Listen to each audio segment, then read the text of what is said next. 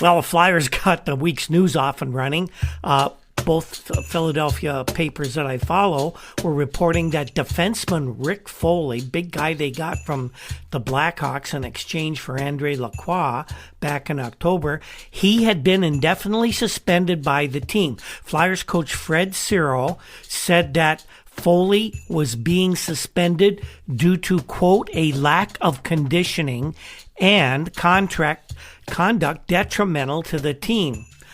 In 41 games this season, Rick had scored 7 goals, 16 assists for 23 points. Pretty good offensive numbers. Unfortunately, his defensive work left a lot to be desired on the Flyers' blue line. Shiro, in an interview, I think it was with Bill Fleischman of the Daily News, had said, it was so hard to talk to Rick Foley because he's so easy to talk to. Fred said that Foley, basically, whenever you talk to him, agrees with everything you say. Shiro said, I think Foley's in the wrong business. He should be a used car salesman, not a hockey player.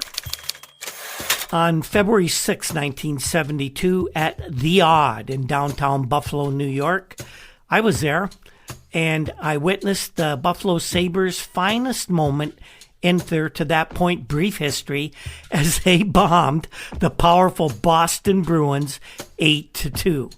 Now, as the game began, of course, the Bruins, we always got there. We watched the pregame warm-ups and all that, and you just watch Boston having fun, loosey-goosey, relaxed.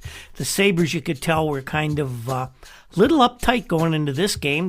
The attitude around The Odd that night as the game began was, how bad is it going to be this time against Boston? As the game went on, early in the game, there was no scoring for the first, 14, 15 minutes. You were wondering, my gosh, how many saves is Roger Crozier going to make tonight?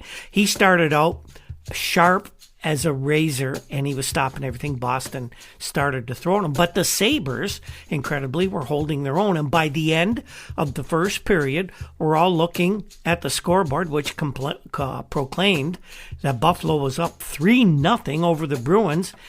And, of course, we're all looking at each other saying, is this real? And, of course, more to the point, could the Sabres keep this up? By the end of the second period, the scoreboard now read Buffalo 6, Boston 1, and everybody started bleeding. Maybe, just maybe, this is really one of those magical nights that comes along every few years. And we just couldn't believe, but we thought maybe this is real.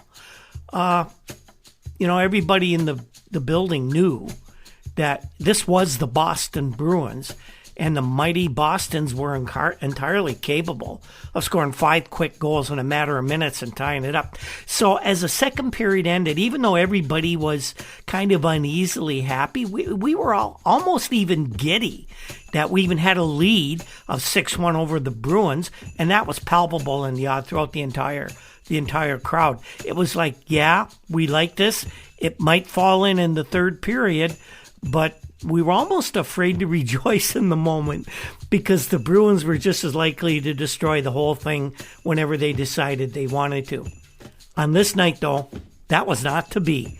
Roger Crozier, he was his usual acrobatic, spectacular self on goal for Buffalo. But even then, the Sabres outplayed the Bruins. They even outshot them in 16-8 in the middle period, which is when they were holding such an edge in play. We actually started. That's when the giddiness, I think, set in. We're saying, man, this is really a good hockey team we've got here in Buffalo. That Sabres had scored 3 times, by the way, in those 16 shots on poor Eddie Johnson, who was forced by Coach Tom Johnson, as was the norm in those days, to endure the entire 8-goal onslaught through the entire game. By the third, the giddiness, as the time wore on, was replaced by absolute joviality in the rink. Everybody was in a party mood. The crowd began to clamor for even more goals. Now, as the clock wound down on an incredible evening, the decibel level in The Odd rose to an almost unbearable level. The guy in the seats in front of us, whom we'd got to know him, he had season tickets like we did, so we had been at many games with him. He turned around, very stoic kind of guy through most of the games. He had this big grin on his face, And above the din, he kind of shouted to us, can you imagine what it's going to be like in here if this team ever wins a playoff series? Now, at that moment, what had been an absurd dream suddenly took on an aura of possibility. Maybe the Sabres could eventually become very competitive. There were 15,360 of us, plus staff, of course, scouts and reporters at that game, and I don't think anyone who was there would ever forget it.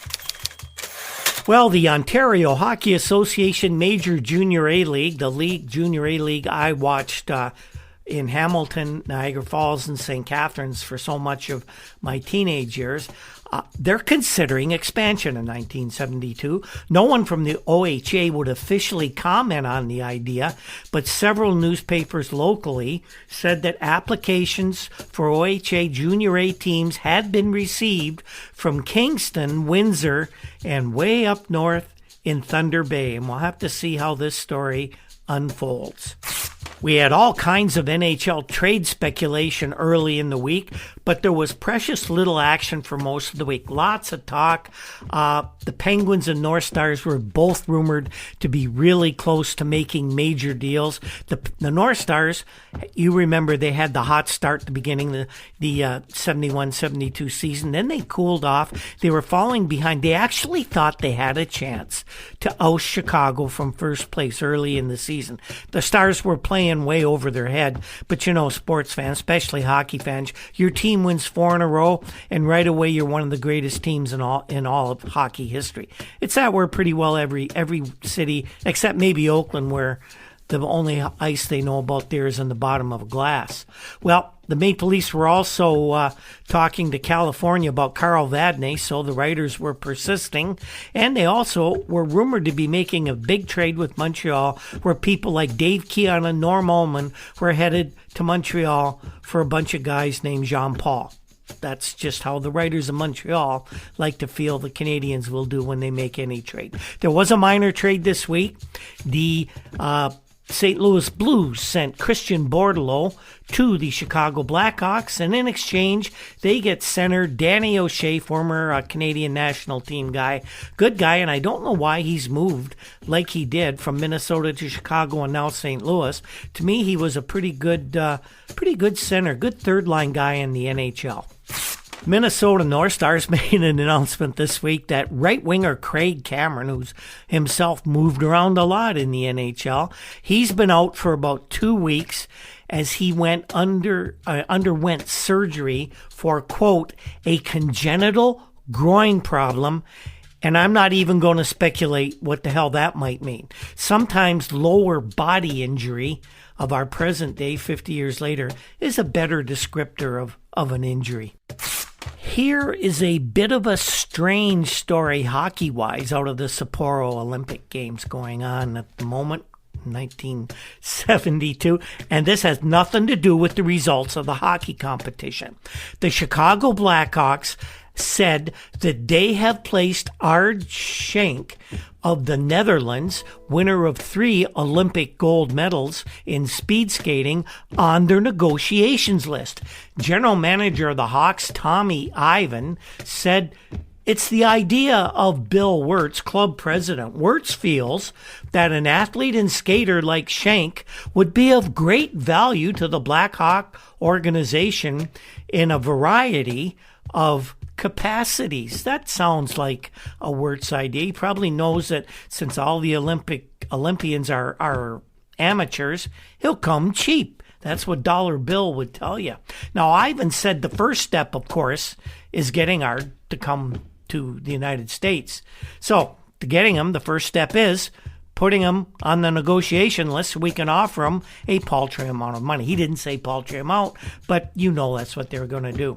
Now, the Blackhawks have done that, so they get first crack in talking him because everybody knows all 14 NHL teams were lined up to get Ard Schenk.